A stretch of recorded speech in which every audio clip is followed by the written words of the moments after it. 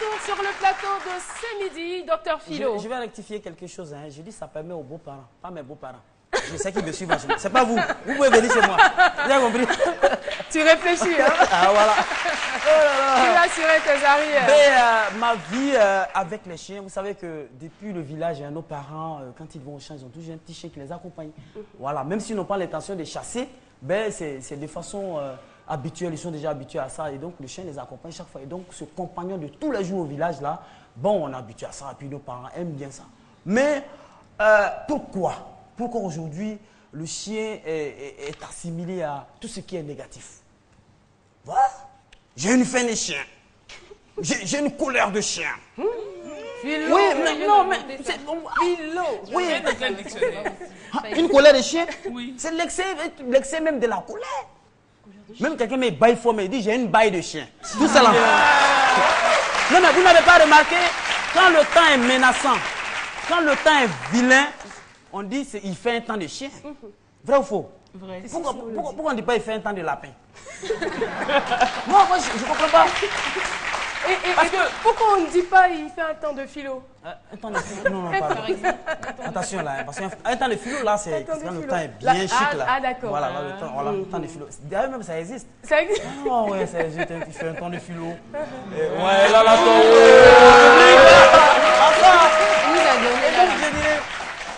et même cette situation-là se répercute même sur les relations sentimentales. Quand on est à la maison, là, quand on veut chérir son mari, son conjoint, on dit mon lapin, ma poule, on dit d'abord mon chien.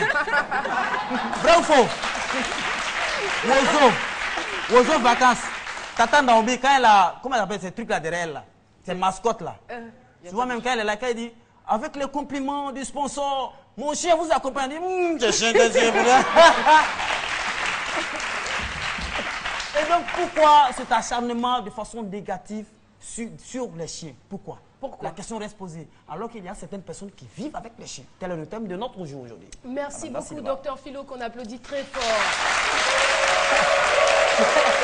Alors, nous avons baladé notre micro et une question a été posée. Pensez-vous qu'un chien reste toujours dangereux ou méchant? Méchant. Voici donc le résultat.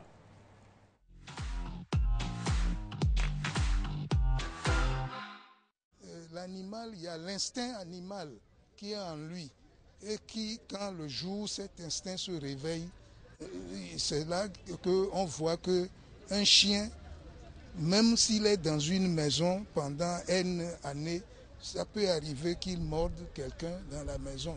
Le chien, c'est vrai que le chien, c'est l'ami de l'homme, mais il faut faire attention. Parce que moi, j'ai appris une histoire avec une dame, une femme blanche dans Paris Match, qui avait 5 bergers allemands chez elle. Et elle avait l'habitude de bien les nourrir, de bien s'occuper de ces chiens-là. Mais il y a eu un jour où elle a fait une gaffe, elle a oublié de donner à manger aux chiens à l'heure qu'elle leur donnait d'habitude. Et les chiens ont mangé la dame. Ils ont mangé la dame, donc je me dis qu'un chien reste toujours un chien. Il faut faire attention, on les aime, c'est bien, mais il faut faire attention aux chiens. Je pense que le chien peut rester toujours dangereux. Parce que en tant que chien, il est un peu différent de l'homme. Le chien agit toujours par instinct. Et même devant son maître, il peut s'avérer qu'il soit dangereux. Voilà, de retour sur le plateau de ce midi. Et bien là, cher public, j'ai une recommandation à vous faire. Nous allons recevoir tout de suite un comportementaliste. Il ne vient pas seul, il vient avec un gros chien. Alors on va s'abstenir d'applaudir durant tout le temps où ils seront sur ce plateau. Et quand ils vont partir, nous, on va continuer de faire la fête, quoi.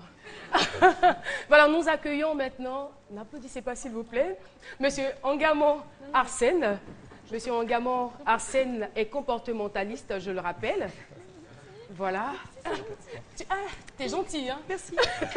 Elle a tout de suite cédé sa place. Asseyez-vous, monsieur, et souffrez que vous ne soyez pas applaudi par le public.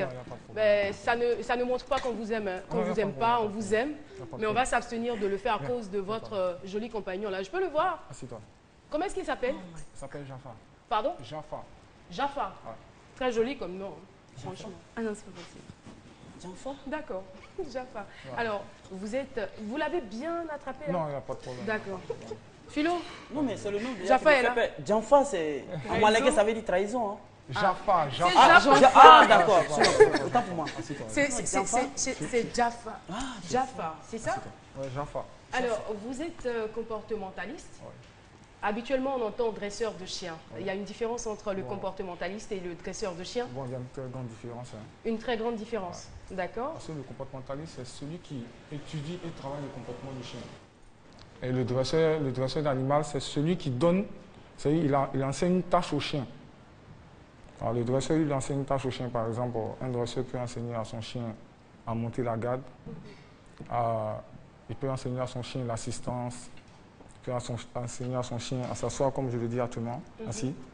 Et il s'assoit comme ça. Et ça, il est assis? Oui, il est assis. Ah, d'accord. Ça, c'est le dresseur qui fait ça.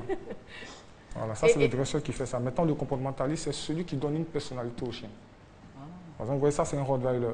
On a tendance à dire que les chiens sont très agressifs, surtout le Rottweiler. On le connaît en tant qu'un chien très agressif. Maintenant, moi, je lui donne une personnalité. Je lui enseigne à rester calme face à ce genre de situation. Il y a quelle différence entre donner une personnalité à un chien et le dresser? Bon, le dresser, je lui enseigne une tâche, comme je vous ai expliqué. Je peux lui enseigner à seulement faire la garde ici. Je le mets devant la porte ici, personne n'entre. Ça, je lui enseigne une tâche. C'est-à-dire, il est devant la porte, il ne laisse entrer personne seulement quel quand que on soit lui l'heure. demande. Voilà, quel que soit l'heure, c'est comme ça. Même ses patrons? Non, si ce sont ses patrons, il n'y a pas de problème. Il les reconnaît, d'accord. Voilà, il les reconnaît. Maintenant, donner Là, une vous l'avez personnalité, dressé. ouais, ça, on l'a dressé comme ça. Maintenant, le comportementaliste, c'est celui qui vient pour donner une personnalité au chien. Vous avez un chien à la maison chez vous, vous avez besoin qu'on lui enseigne certaines choses. Comme par exemple, vous avez des invités, le chien doit s'abstenir de s'approcher d'eux, il doit rester dans un petit endroit, il ne bouge pas, il est là. Ça, on lui enseigne une personnalité, on lui enseigne un savoir-vivre. Vous avez un chien qui est très agressif, il mord tout le monde, vous appelez un comportementaliste, il vient, il essaie d'étudier le comportement du chien, il voit qu'est-ce qui ne va pas, qu'est-ce qui provoque cette agressivité-là. Et on trouve une solution à ça, c'est comme ça. C'est de l'état agressif, on l'amène à l'état doux comme ça. Il devient très docile, il n'y a pas de problème avec les gens, même avec les enfants. Non, mais en fait, là, je me dis, il vous connaît, mais si quelqu'un d'autre le touche, il va Non, pas... vous pouvez venir le toucher sans problème. Non, merci, ça ira. Jessica, tu veux vas-y, tu veux y aller. Non, vous pouvez venir. Lui-même, il aime, Non, lui, le comportementaliste. il adore beaucoup les femmes. Risque-coloriste. Dis-lui de ne pas me regarder. Non, vous pouvez venir, il ne faut pas toucher. Philo, moi, je t'encourage. Allez, vous venez, parce Philo, qu'avec tu as les mon animaux, soutien, vas-y. allez-y, non, Avec le touchez, compliment du chef Andrew. touchez comme ça, sans problème. Parce que, voilà, ça va. Mais vous, ça c'est chien, vous, comportementaliste, vraiment vous lui apprenez des comportements à bien se comporter dans la vie, c'est ça. Voilà. Mais il y a des chiens là, à Noumambo là-bas, il y a des chiens là-bas. Chiens qui s'assoient devant les bistrots, Belledron, puis ils baillent là. Est-ce que vous pouvez dresser ces chiens là? Non, on peut éduquer tous les chiens. Mais ça, c'est des chiens, européens. Qui ne viennent pas d'ici, mais les chiens de chez nous là. Est-ce que vous connaissez les chiens de chez nous là? Les chiens baoulés. Vous pouvez les dresser ou vous leur Sans problème même. Parce que les chiens de chez nous même là, ils sont plus adaptés que ceux-là. Oh. Vous voyez? Ici, ils peuvent se balader n'importe où. Déjà tout petits, ils sont indépendants. Alors que ceux-là, il faut les nourrir toi-même, tout ça là, leur enseigner beaucoup de choses. Alors que le chien d'ici, lui sait tout faire déjà à la naissance. Moi, je suis bien curieuse de savoir ce qui vous a emmené à opter pour ce métier. Ok, c'est une passion. Hein. Une passion. Voilà, c'est né depuis l'enfance. Depuis l'enfance. Vous aviez quel âge? J'ai 32 ans maintenant. Non, vous aviez, c'est-à-dire avant, je veux dire, quand vous avez commencé à avoir cette passion. J'ai commencé tout petit, j'avais déjà 4 ans. 4 ans. Parce que j'ai grandi avec les chiens. Mais en tête, vous m'avez dit même depuis le ventre de votre mère. Ouais, depuis le ventre de votre mère. Je vous attendais là, attends, on est sur le plateau, ce n'est plus. C'est ça. C'est 4 ans, bon, ça a changé. C'est depuis le ventre de ma mère. Hein. Mais quand vous dites depuis le ventre de votre mère, parce que ma mère est une passionnée de chiens. Ah, elle adore les animaux. Il y a toujours eu des chiens à la maison, toujours eu des chiens depuis la naissance, tout ça. Donc, j'ai opté pour ça. D'accord. Voilà. Sinon, de formation, je suis électro-informaticien. Ah, ok. Voilà. J'ai une spécialité en automatisme informatique industrielle. Je vous mettrai tout à l'heure en contact avec cette dame. Ok. Mais c'est vrai que c'est pas, mais c'est l'informatique. Hein. Oh, non, voilà. c'est l'informatique. Elle dort avec ses ordinateurs comme ça, tout autour d'elle. Il y a au moins 10 ordinateurs autour d'elle. Ok, il n'y a pas de problème. Mais moi, je voulais savoir, il n'y a jamais eu d'incident? Non, ça existe. Hein. D'accord. Bon, vous voyez, ce sont les animaux. Oui. Voilà, ils ont des réflexions comme nous. Hein. Si se sent menacé, il réagit. C'est pas comme une personne, quand elle se sent menacée, elle commence à injurer. Le chien, lui, c'est pas injurier. Mais ça a été quoi la plus grosse mésaventure avec le chien? Bon, on m'a appelé un jour pour un chien qui était super agressif. Bon, c'est pas parce qu'il n'avait pas mangé, hein, comme j'ai entendu tout à l'heure là. Voilà. C'était pas un chien affamé? Non, il n'était pas affamé, il était très rassasié. En fait, il était frustré. Il était frustrée parce que la jeune fille avec qui il restait tout le temps à la maison, elle l'enfermait à chaque fois. Et quand elle l'enfermait, elle prenait un bâton, elle vient taper sa niche. À chaque fois, elle tape sa niche. Elle fait du bruit. Elle ne le tape pas. Elle ne le tape pas, c'est la niche qu'elle tape. Seulement sa niche. Voilà, elle fait du bruit. C'est pas lui. Alors que le chien n'aime pas le bruit. C'est même pas lui. Ça dépend de la place qu'on lui accorde. Non, le chien n'aime pas le bruit, puis sa niche est toute petite comme ça. Donc il n'arrive pas à se mouvoir dans la niche, il est coincé. Donc la dame, le propriétaire du chien est arrivé et elle a ouvert sa niche comme d'habitude, elle a sorti son chien et elle a appelé la jeune fille là pour qu'elle vienne lui donner à boire de l'eau quoi. Quand elle est venue, le chien s'est jeté seul. Il a commencé à la mordre un peu partout. Donc on m'a fait appel, je suis arrivé là-bas, j'ai cherché à comprendre pourquoi le chien se comportait comme ça. J'ai demandé, bon, qu'est-ce qui s'est passé? Il faut poser des questions d'abord. Hein. Non, le chien, j'étais là, il est tombé sur moi, il a commencé à me mordre. Ah, t'es sûr? T'as rien fait? Non, j'ai rien fait. Ok, bon, on va essayer quelque chose. Et où se trouve la niche du chien? On me dit, la niche est quelque part là-bas. Je vais d'abord même, la niche même est très sale. Ça fait un, et c'est petit comme ça. Je dis, bon, ok, si on te prend, qu'on te met dans cette petite case-là, quand on ferme, est-ce que tu vas tenir? Elle dit non. Je dis, mais c'est pareil pour le chien aussi. Ça fait un. De deux, explique-moi facilement et correctement qu'est-ce que tu as fait. Elle me dit non, quand je le mets là-bas, quand il est là-bas, je prends le bâton et je tape. Je dis, bon, ok, je vais te montrer quelque chose. J'ai pris le chien, je le fais venir. Il dit, toi-même, mets-toi dans la maison. Et quand je vais taper, tu vas voir si le son là, ça va te plaire. Elle a commencé à rire. Elle dit, tu vois, c'est pareil. Donc désormais, ne mettez plus le chien là-bas. Si vous le laissez quelque part là, il ne va même plus agresser quelqu'un. Méliane? C'est comme ça. J'aimerais savoir, parce que vous êtes comportementaliste, est-ce que vous posez des questions aussi au chien? Comment il réagit? Non. Si là, par exemple, c'est parce qu'elle a dit qu'elle faisait. Ouais. Si elle n'avait pas dit, comment vous alliez faire pour savoir? C'est facile avec le chien. En fait, le chien, tout se passe dans le regard. Ah bon? C'est comme une personne. Hein. En entendant parler, il maîtrise tous les contours du chien. C'est son métier. Il a dit un chien stressé. Le chien, quand il est stressé, vous savez. Voilà, mais le chien, quand il souffre d'une douleur abdominale ou bien carie dentaire, comment vous savez ça aussi? Là, c'est très facile. Comment? C'est très, très facile. Mais est-ce que vous ne travaillez pas en collaboration avec des vétérinaires? Avec beaucoup. Parce que moi, j'ai fait une formation en technique vétérinaire aussi. Ah, d'accord. Non, moi, j'ai envie de savoir, quand le chien a mal au ventre, comment vous savez? Non, c'est très facilement. Par exemple, mon chien, quand il a un problème, si je suis couché devant, ça, c'est une question intelligente. Il vient vers moi.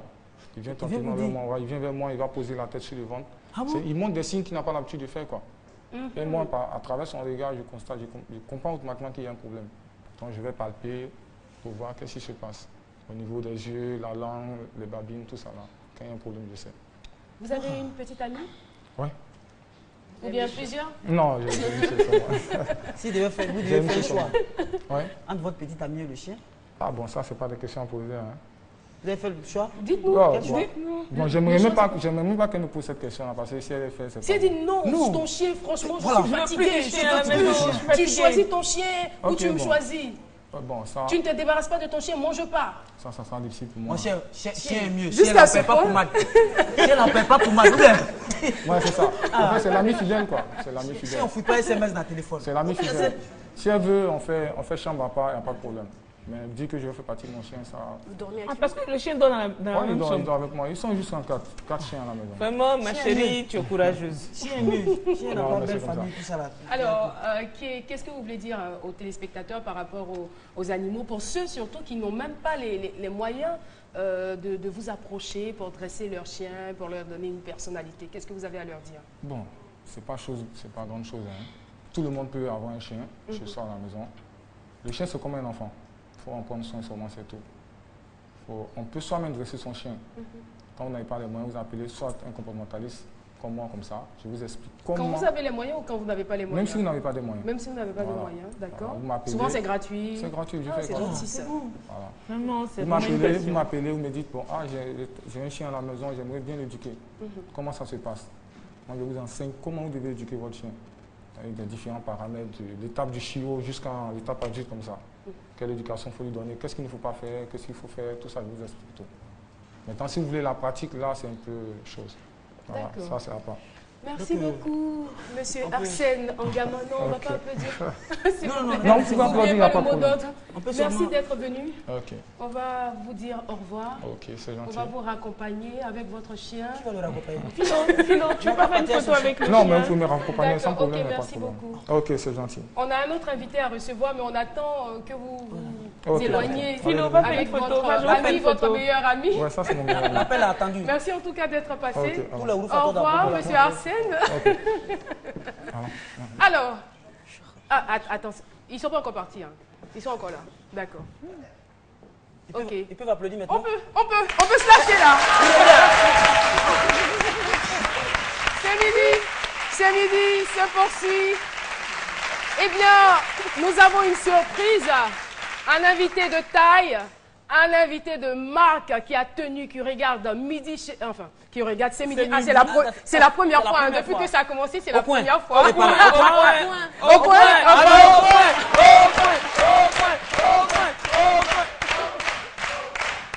Public, vous êtes d'accord pour que je pompe? Oui. Attendez, qui veut le faire à ma place? Qui veut le faire à ma place? Qui veut le faire à ma place? D'accord, venez. Non. C'est le principe. Vous êtes d'accord, non? D'accord. Sans pompe. Allez-y. Non. Ça c'est philo, Vous pouvez faire juste comme ça. On sent que vraiment que toi, on te rafle toujours. Tu te rafles toujours. Faut pomper. 1, 2, 3, 4, 5. Merci. Oh là là, c'est aussi. Je vous ai à l'œil, hein. Vous trois.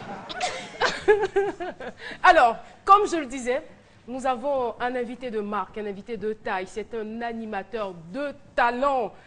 Ah, comment le présenter? Il nous vient du Burkina Faso. Il a tenu à venir ici à ce midi pour nous féliciter, nous encourager.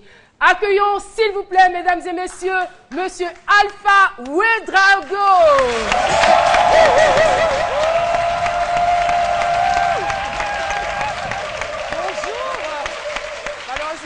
Oui, malheureusement. Malheureusement.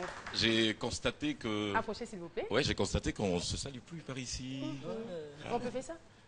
Un bisou Ebola. Un bisou Ebola. Alors, j'ai vendu la mèche. Hein. Ben ouais, absolument. Je suis content d'être parmi vous aujourd'hui. C'est un plaisir de passer par la RTI et un véritable bonheur de partager ces instants avec vous sur C'est Midi, l'émission qui monte en puissance. Merci. Ça s'applaudit. J'aime bien. Alors, vous êtes là pour combien de temps? Alors, on est là juste pour 2 jours. On part demain. Ah, déjà. Ouais. Oh là là. Vous allez nous manquer, hein? C'est vrai? Absolument. Et vous aussi. Ben ouais.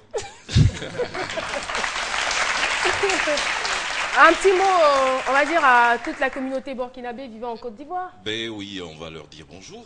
Niubero, comme on dit chez nous. Comment? Niubero.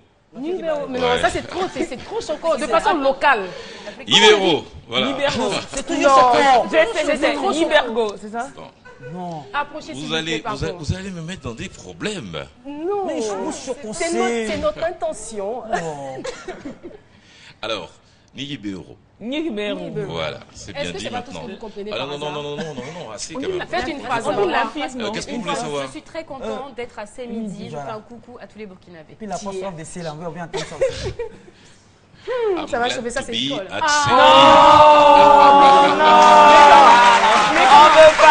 veut pas. Mais comment? Est-ce que vous connaissez notre head chef? Vous savez ce qu'il me fait? Il me fait signe au coin. Au coin? C'est quoi le coin? Ah bon, coupé. Vous allez couper. Non, On va pas le faire quand même à nos invités. Je vais peut-être demander à quelqu'un de le faire à ma place. Qui veut bien faire ça à ma place?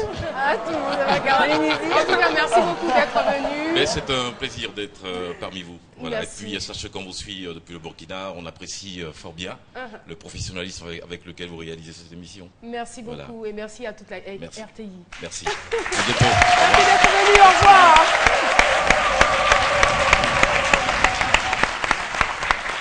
Vous êtes à Ce Midi et j'ai une petite anecdote. Eh bien, il y a un monsieur qui était avec ses enfants, qui voulait suivre RTI parce qu'il était midi. Il a sa télécommande.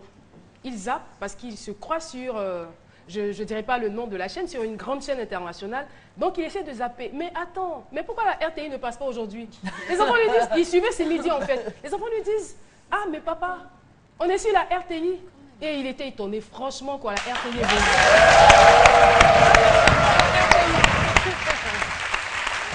Voilà, on se retrouve dans quelques instants et ce sera juste après le meilleur du